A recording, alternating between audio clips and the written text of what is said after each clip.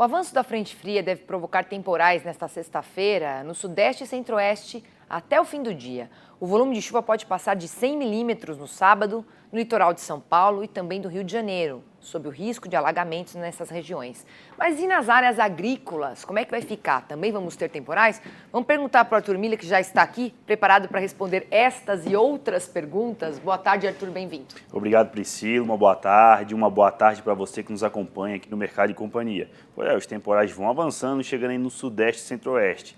Como podemos ver aqui nas imagens de satélite, o ciclone se afasta para o oceano, com a frente fria já atuando aqui sobre o sudeste, também o centro-oeste, combinado aí com uma baixa pressão que está no Paraguai, que não produz chuva muito volumosa no centro-oeste, mas essa chuva está chegando e até com temporais de forma isolada também. Olhando aí para a questão aí do alerta, principalmente aí para a faixa litorânea de São Paulo e Rio de Janeiro, começa a chover aí a partir da tarde de hoje, perdurando aí durante a noite, a madrugada, até aí o começo da tarde de sábado, podendo aí passar de 100 milímetros e causar aí alagamentos na região. Demais áreas aí do interior de São Paulo, pegando o sul de Minas, vai chover, não é de forma tão volumosa, porém pode haver aí rajadas de vento acima de 40 km por hora e também queda de granizo de forma pontual.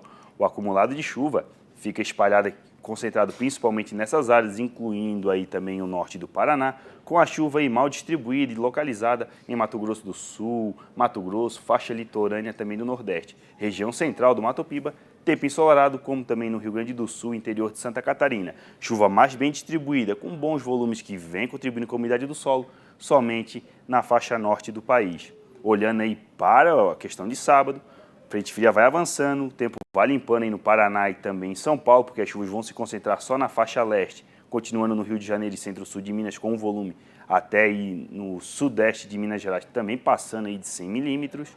E a tendência é essa, chuvas mal distribuídas no centro-oeste, chuva continuando na região norte e aos poucos essa chuva chegando aí na região nordeste, porém o volume ainda é muito baixo.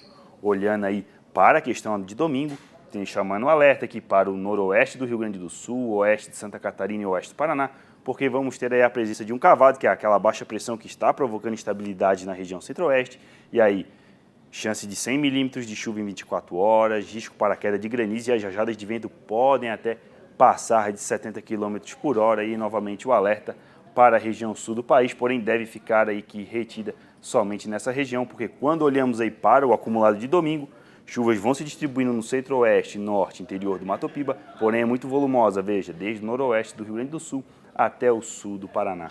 E me fala uma coisa, Arthur, como é que está o plantio do arroz também? Como é que está o andamento? Porque a gente sabe que mesmo em áreas, ali a gente precisa alagadas, né, para fazer o arroz, mas no Rio Grande do Sul foi tanta chuva que prejudicou inclusive o arroz, que teve que ter replantio também por lá, foi isso? Priscila, no sul o problema é grave, também replantio em Santa Catarina, na qual a condição é a seguinte: temos aí um atraso, cerca de quase 4% em relação ao mesmo período do ano passado, somente com Mato Grosso adiantado em relação ao mesmo período do ano passado. Porém, como a tendência aí das temperaturas não se manterem tão elevadas e as chuvas retornando aos poucos, tem motivado aí o produtor em Goiás, em Mato Grosso, também no Tocantins, inclusive no Maranhão, o produtor já preparando o solo aí em sequeiro, porque a chuva deve retornar aí no começo próximo à semana do Natal. Então o produtor já está se preparando.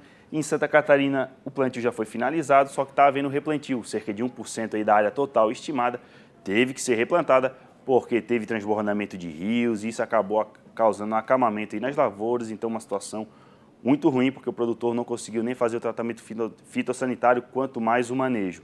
Mesma condição para o Rio Grande do Sul, porém o tempo ensolarado favoreceu as atividades em campo. E como esses temporais na região sul vão ficar somente na faixa oeste, que não são as principais regiões produtoras, porque as principais regiões produtoras ficam no centro-sul do Rio Grande do Sul e também na faixa leste de Santa Catarina, então ao menos aí o produtor vai ter uma janela maior de tempo firme para fazer o manejo das suas lavouras aí no sul do país. Tá certo, podemos ir para a interatividade então? Vamos nessa? Vamos aqui ver quem participa com a gente hoje.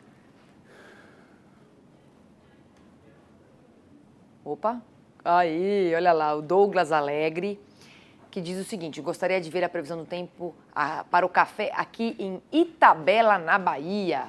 O que você responde para ele? Então, respondendo ao Douglas, tendência aí não muito boa, porque ao menos aí até o início de janeiro não estão previstas chuvas volumosas para a região aí da Bahia, que pega ali aquela região sul E, eventualmente, pode haver chuvas aí que não chegam nem a 5 milímetros. O ideal é que nesse período, ao menos, tivesse aí uns 80, 100 milímetros de chuva para manter aí um bom ciclo de produtividade. E aí eu quero chamar a atenção, porque agora está pegando mais ou menos aí o final da época de floração, ali para o início do verão começa a fase de granação e já está faltando chuvas e veja, temperaturas aí se mantendo na casa de 35 graus e só vão baixar aí somente lá para a semana do Natal. E quando pega esse calorão aí no final da época de floração, pode até favorecer a queda das flores. Então isso aí pode prejudicar a produtividade lá na frente. Então a notícia não é boa aí para o café lá do Douglas em Itabela, na Bahia. Certo, vamos mais uma aqui. Quem envia é o Adelson. Qual a previsão de chuva para os próximos 90 dias em Promissão, São Paulo?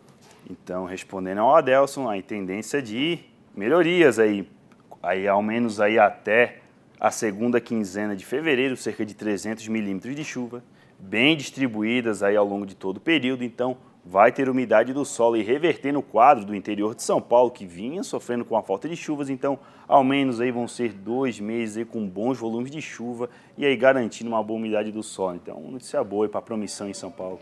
Mais uma aqui no nosso telão, é o Jair Martins. Boa tarde, tudo bem? Podem passar, por favor, quando tem previsão de chuvas na cidade de Coração de Jesus, em Minas Gerais? Então, respondendo ao Jair, né, situação complicada aí no norte de Minas Gerais, porque essas frentes frias estão subindo, tá levando chuva aí no centro-sul de Minas, sobe para o Rio de Janeiro, mas não está chegando aí no norte de Minas. Veja, até esperam-se chuvas aí na semana do Natal, mas mal chegam aí a 40 milímetros. É uma chuva que sim, ajuda a umidade do solo, porém precisa chover aí ao menos 150, 200 milímetros, porque é uma região que está com o solo muito seco. Então, a chuva vem, mas ainda em pouca quantidade. Tá certo. Vamos aqui, mais uma só. Aqui, o Franciel da Silva. Tem previsão de chuvas para a cidade de Goianésia, do Pará, que fica no Pará? Então, respondendo o Franciel, temos aí a tendência de não termos chuvas aí no decorrer até do início do próximo ano. Mal chegam a 5, 10 milímetros. Até tem aqui uma projeção de uma chuva bem volumosa aí para o dia do Natal, porém não deve se confirmar aí 160 milímetros praticamente um dia. Pode ser que chova cerca de 70 a 80, mas mesmo assim é um longo período de tempo, é uma região que está com o solo ressecado e a chuva, por mais que ela até venha volumosa em um dia, os outros dias seguem ensolarados aí com máximas batendo em 34, 35 graus e isso não tem o balanço hídrico, né? Então, mesmo que chova, é uma situação ruim porque essa chuva precisa vir bem distribuída, porque as lavouras precisam não só de chuva, como também aí janelas aí ideais entre chuva e calor. Então, não é uma situação boa ainda para a Goianésia do Pará, lá no Pará. Tá certo. Obrigada, viu, Arthur, pela sua participação e bom fim de semana. Até segunda. Ótimo final de semana. Priscila, obrigado. Uma boa tarde para você que nos acompanha.